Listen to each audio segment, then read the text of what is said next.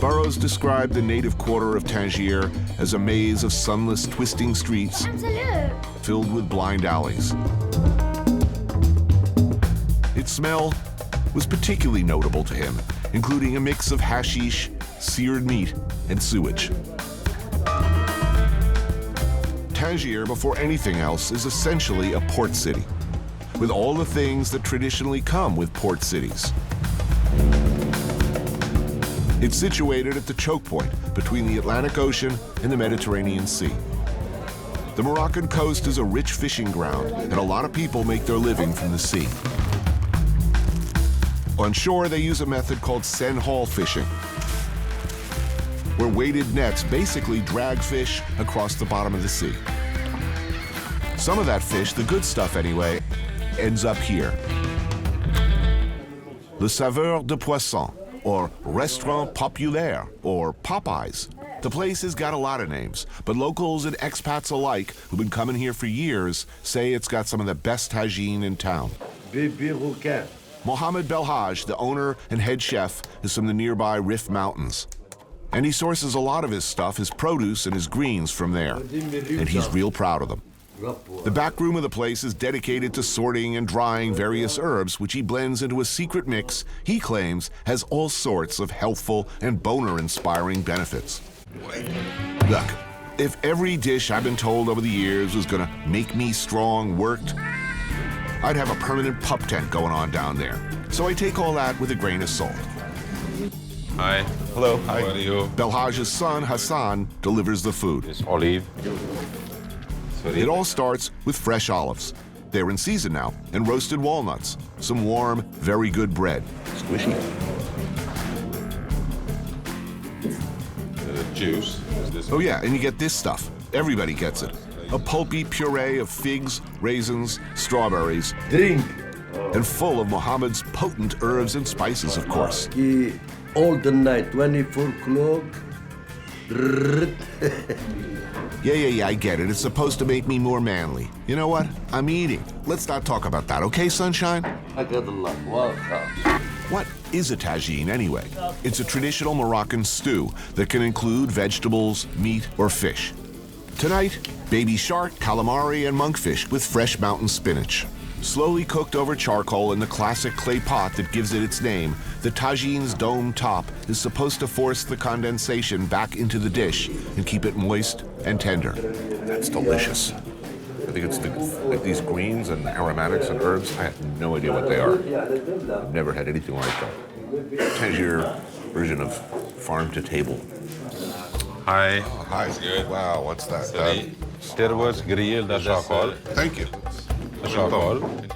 And a whole turbo, brushed with olive oil, salt and pepper, and some coriander, then grilled perfectly over the coals. Cuddled up next to the fish, tiny shark kebabs. Cute. Wow, spectacular. It's good value. All of this for 20 bucks. I think we did a pretty good job on Mr. Fish. That'll teach you.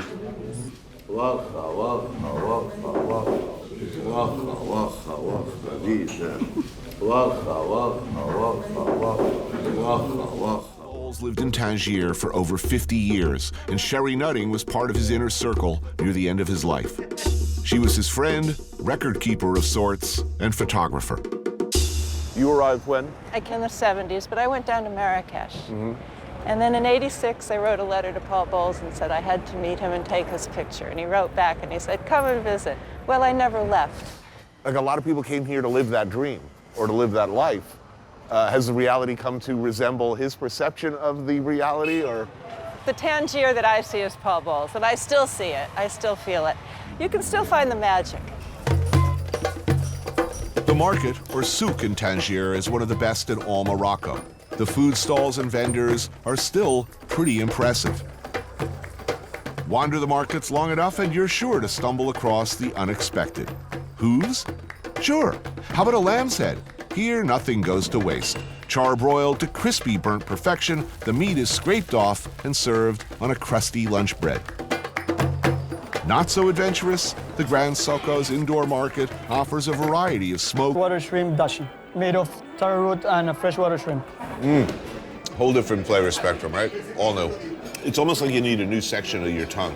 It must be so exciting because they have basically an amazing garden with the Amazon. Ooh, that looks good. This is a soup made of hen with peanuts and corn, and it's called inchicapi. Liking the food. I've enjoyed these cocktails too. Cashew caipirinhas. Are we going to be wasted? Yeah, we'll be fine. Oh, wow. So this is also tradition. This is called patarashka. They season the fish, they put it on a leaf, and they cook it. The fish is catfish. In the Amazon, we have like 200 types of catfish. It's in flavor from the leaf too. And here we have paiche. It's the second biggest freshwater fish in the world. Underneath, you have a puree of aguaje, that is a palm fruit. And the sauce is a reduction of fermented wild manioc or yuca. Fermented. Yeah, this is, how to say, toxic or Poisonous. poisonous. Yeah. Yeah, so they let it ferment and it becomes, you can eat it. These fish are unbelievable when you see them. They get up to like 600 pounds. And they're swimming in water no deeper than a rice paddy. Really? Giant. They're like dinosaur fish. Everyone has been saying for years that Peru is going to be the next big thing as far as restaurants. And it is. This really prove it. And we have a chili pepper made with Brazil nuts. And these are ants. Wow, they're huge. They're huge ants. Okay. You think I should try? Yeah, totally.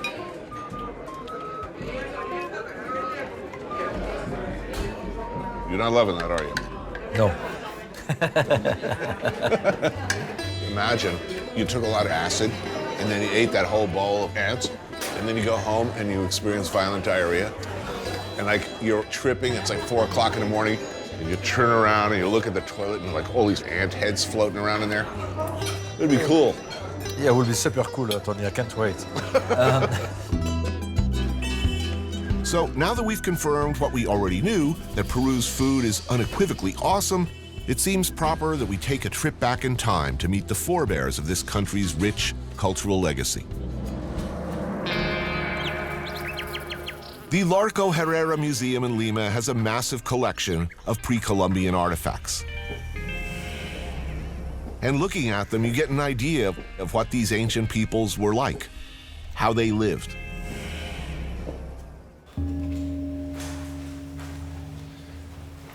Wow, I mean, this is like the real stuff.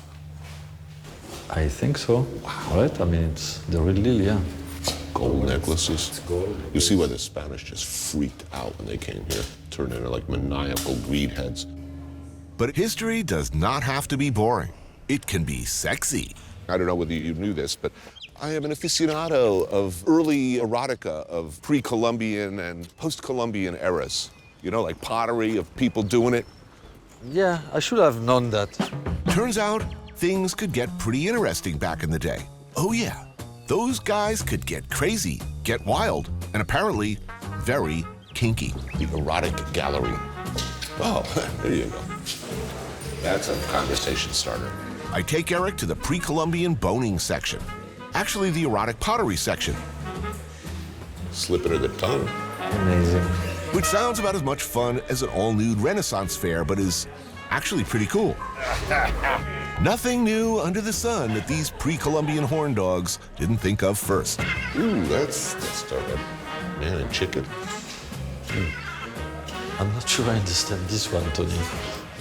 I think we frown on that these days.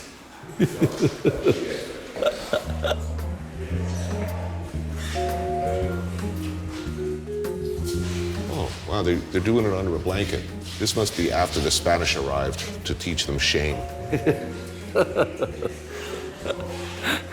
Ooh, skeletons with boners. They are zombies. Oh, getting zombie old-fashioned? Yes, Tony. I really appreciate your knowledge. I wonder whether this was decorative or whether this was early porn. They probably had it in a closet somewhere or something. Yeah, I'll bet this was right out on the table. Come on in, have a cup of tea. Sit down. Ooh, here's some animal-on-animal action. This is pretty awesome. Yeah, no, this is interesting. Great joys eating in a Peruvian market. I love markets for breakfast. It's nice. So, sopa de gallina, Basically, a hen soup. That's good. Where in the world does chocolate come from? Well, 45% of course come from Ivory Coast in Africa. But we don't deal in those beans just because of political situations. There's this stuff, the special chocolate, Yeah. and which is pretty much what we're here to look at.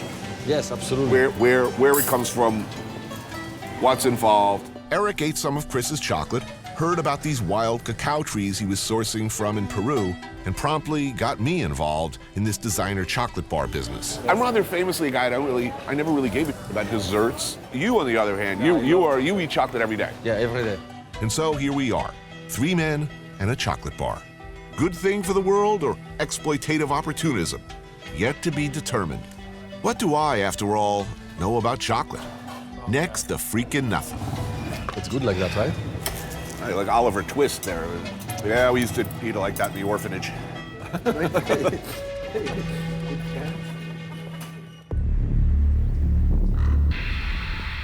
The Marañón Canyon. We're headed to meet some of the farmers who supply the beans that make our chocolate and to get me an education in all things cacao. The roads up into these mountains can be tricky.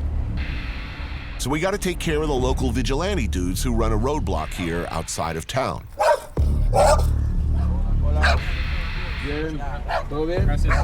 It looks like a shakedown, but they're a welcome sight. This hill, where cars have to slow down, was where all sorts of highwaymen and miscreants used to waylay travelers like us. So these guys stepped in to take care of business. Wow, that was a big shotgun. That'll shoot through an engine block. Actually, I don't really know, but I'm assuming.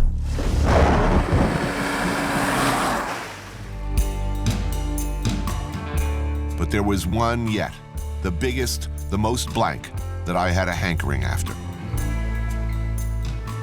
This, then, is the Congo. The size of all Western Europe combined. It should be Africa's wealthiest nation.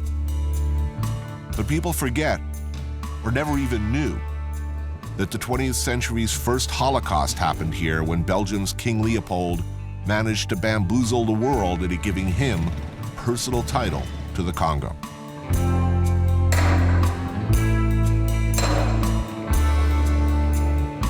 Leopold's agents, of whom the mythical Kurtz was one, raided, slaughtered, mutilated, and pressed into forced labor much of the population in a bloodthirsty quest for first ivory and then rubber. When independence finally came, the Belgians trashed what they could and left behind a completely unprepared, tribally divided, and largely ungovernable landmass filled with stuff that everybody in the world wanted. And things pretty much went downhill from there.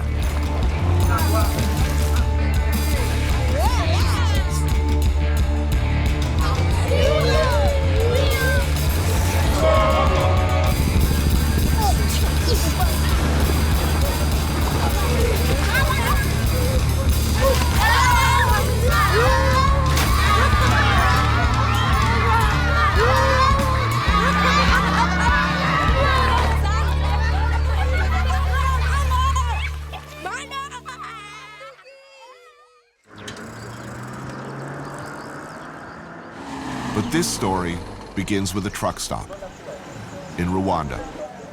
Stocking up in Rwanda, because my expectations for food in the Congo are more measured.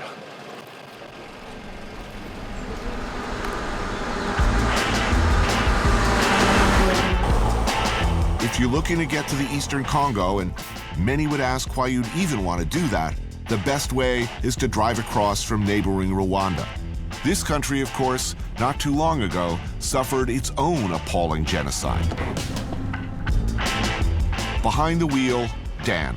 He's been living in the DRC for 2 years, working on a documentary about some of the several dozen rebel groups in the country. Riding shotgun, Dan's close friend and associate, Horeb, a Congolese. They're taking me across the border. One side, Rwanda. Hotels, paved roads, internet, and paperwork to be filled out.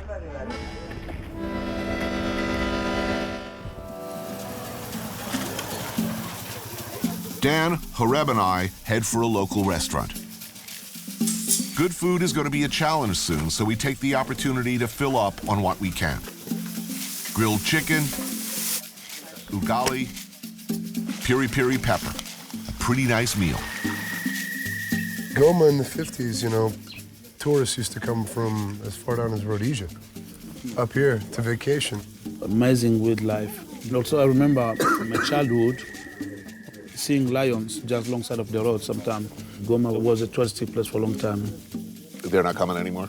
No. No, you're just saying no. It's a red zone. It's looking like there won't be house-to-house fighting or artillery or mortars dropping into Goma. Was today a good day? Well, right now we have a rebel group just 10 kilometers north of us. Right. And then we have maybe 7 other rebel groups that are all caught in the blender, you know? So Things change quickly in Congo. Confused yet? Virtually all of the eastern part of the country is being contested by rebel groups, some local and others allegedly acting on behalf of interests based in neighboring countries. Recently, the largely Tutsi Rwandan-backed M23 has been active in the area around Goma, but the mostly Hutu FDLR is also here. The Mai Mai can refer to either somewhat generic local self-defense groups or specific entities like APCLS or Cheka.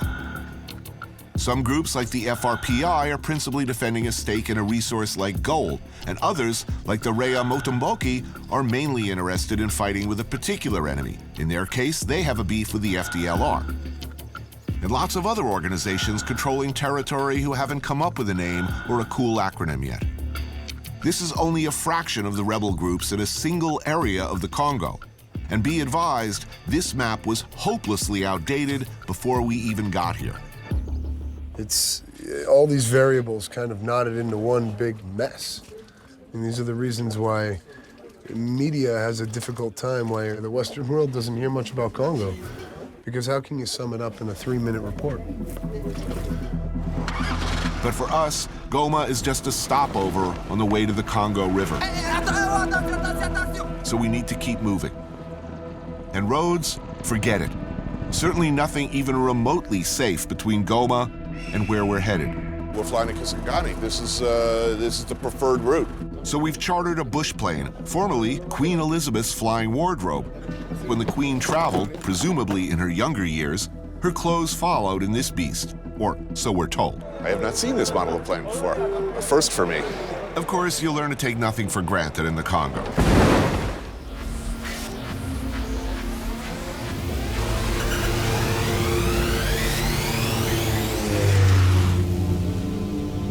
Lifting off from Goma, we head out over the shores of Lake Kivu before circling back northeast. Our destination, what Conrad referred to in Heart of Darkness as the inner station. Here, surrounded by dense jungle, lies our rendezvous with the Congo River, a waterway responsible for both building this country and helping to destroy it.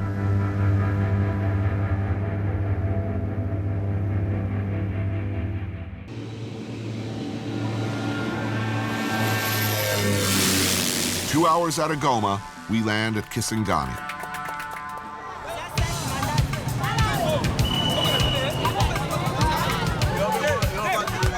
This was once Stanleyville, and the country's second largest city, before war and neglect cut it off from the rest of the Congo and the world.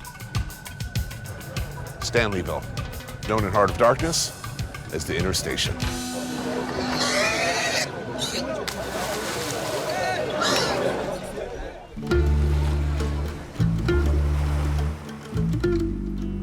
The Congo River stretches across the country's middle. Conrad describes it as a twisting snake with its head in the Atlantic Ocean and its tail buried deep in Africa's heart. To Europeans, it was a natural route to transport slaves, ivory, rubber, minerals, the commodities upon which modern-day Brussels and Antwerp are built. For the Congolese, both before and after the Belgians, it provided more basic things.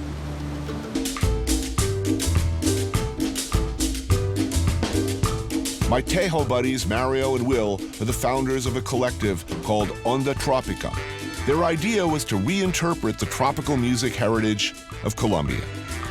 What often sounds like salsa in style is actually cumbia.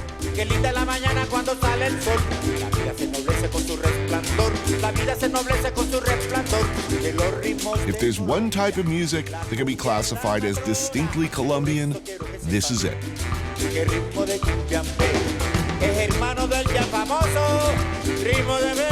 Cumbia draws on the music of the African, indigenous, and European mix that makes up the country. So Will and Mario created something a long way from the pop music that's a staple here. They brought together musicians who'd been famous on the cumbia scene in the 50s and 60s and matched them up with younger counterparts. As if the impressive amount of fried meat we ate at the Tejo Courts wasn't enough, we go for dinner at one of the band's favorite spots.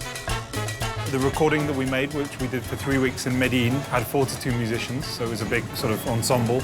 And there were musicians from, I think the youngest was 25, maybe, and the oldest was 82. So old school and new school mixed, is that an oversimplification? Yeah, that was the idea, so we can meet, not only doing music, but like also exchanging lots of like information about how music was made, how music was recorded, right. What was the spirit of the music. So that's the idea, it's to get back to the roots. First up, the Cali version of ceviche.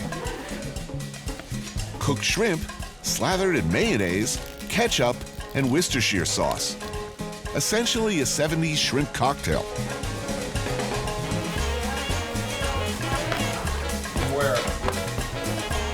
Native to the mangroves of the Pacific coast, the piangua mollusk is a staple used in everything from tamales to beef, bon vivant, raconteur, historians of their beloved Great White North, princes of hospitality. And what do men like this do for fun when the rivers turn to ice 3 feet thick, when testicles shrink, and most of us scurry for warmth and shelter? If they were like so many other Canadians, they would go ice fishing on the St. Lawrence River. The cabin fever induces in the Quebecois family, because we are confined perhaps to spend so much time indoors. A lot of the families love to do, activities together like this. Go to the cottage, go ice fishing, it's like gets you out of the house, and it's very much a family thing.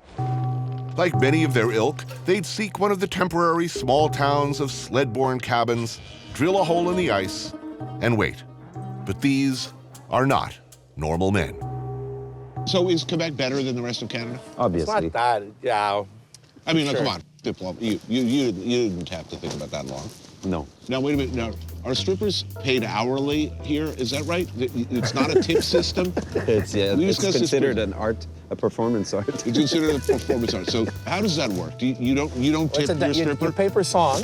You pay per song. You pay per song. Yeah. And then you can get a dance in the back, which is a private dance, and that's $10 a song, $5 a song in public. That's why I go to prog rock strip bars, because the songs are super long.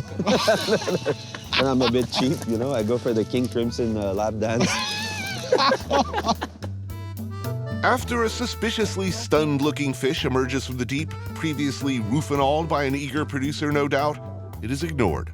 Because Fred and Dave do things differently. No crudely fried fish and breadcrumbs for these large, living 19th century men. Oh, whoa, holy shit, look at that. Instead, a hearty lunch of French classics, accompanied by many fine wines and liqueurs, as befitting gentlemen of discerning tastes who've exhausted themselves in the wild. So this is how you live? Well, more often than not, yes. We always have to travel well and eat properly. We're drinking a natural white wine, Prieuré Rock. White Burgundy. These are Glacier Bay oysters, as well as there's a couple of Beausoleils thrown in there. They're delicious. In my prized possession, those little Fred's Alsace. wonderful Alsace glasses. Yeah. But the funnest part about the restaurant business, isn't it, the cutlery? Just the spoon is absolutely gorgeous. Fred has a wonderful collection of tableware. Without getting, snobby or elitist, the eating off vintage tableware is one of the great joys out of life. Well, this is the It's amazing arriving here after all you see on TV these days that Libya is in fact functioning at all. But it is. The fountains across from the Corniche are operating. Traffic works, kind of. At the Radisson, club sandwiches arrive on time in the lobby. The occasional flash of camo and a security scanner are really the only discordant notes. Todd, you don't want to take the video. Oh, they don't? Okay. Yeah, they don't. Inside the old part of the city, men slaughter a camel